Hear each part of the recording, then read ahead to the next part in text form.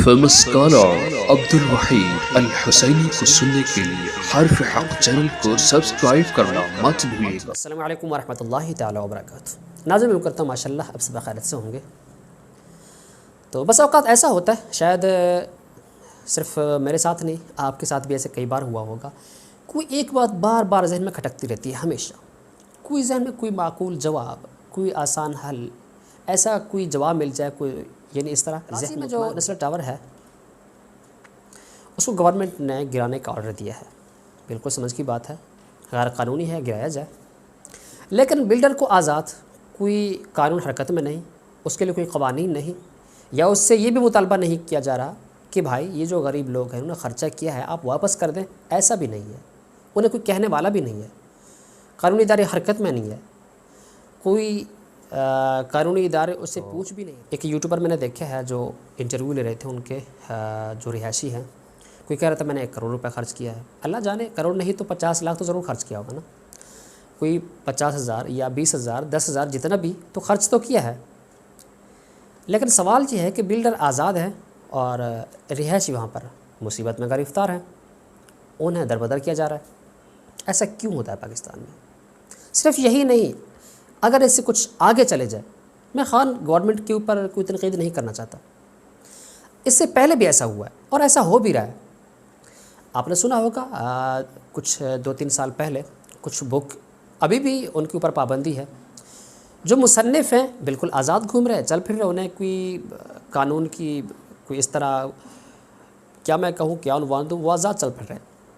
लेकिन मुसन्निफ़ आज़ाद, पढ़ने वाले गिरफ़्तार, उठाए जाते हैं।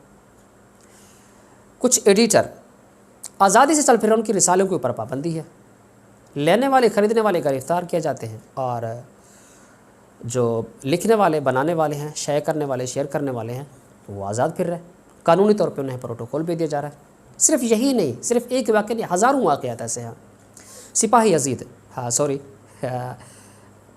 बस वो जहन में, क्योंकि हैं भी सिपाही यज़ीद तो नाम उन्होंने फ़ैक दिया हुआ सिपाही साहबा। तो उनके जो लीडर हैं उन्हें MPA बनाया जाता है। जब वो किसी भी मजलिस या महफ़िल में बात करने के लिए जाते हैं तो मेज़बान को गिरफ़्तार किया जाता है, सुनने वाले को गिरफ़्तार। अजीब एक मैं बिल्कुल नहीं समझ पा रहा क्या उन्वान, क्या मकसद, क्या बात करूँ इस मामले में। तो बार बार ये बात खटक रही है, ऐसा क्यों होता है पाकिस्तान में? बड़े को आज़ाद कर दिया जाता है, छोटे को गिरफ़्तार किया जाता है।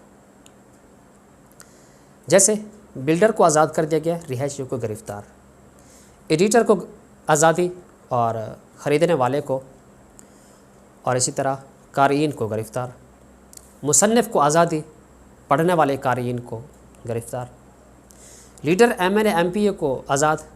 मैं अगर नाम ले लूँ मौलवी आज़म साहब, तो उन्हें आज़ादी, कानूनी प्रोटोकॉल सब कुछ, उनको बुलाने वाले मेज़बान दावत पर वो गिरफ़्तार। ऐसा क्यों होता है? ये जहन में मेरे ये बात हमेशा बार बार खटकती रहती है। आज वीडियो बनाने का और अपलोड करने का मकसद भी यही है, आप शायद मुझे इस सवाल का कोई माकूल जवाब दे दें, मैं मुंतज़िर रहूँगा।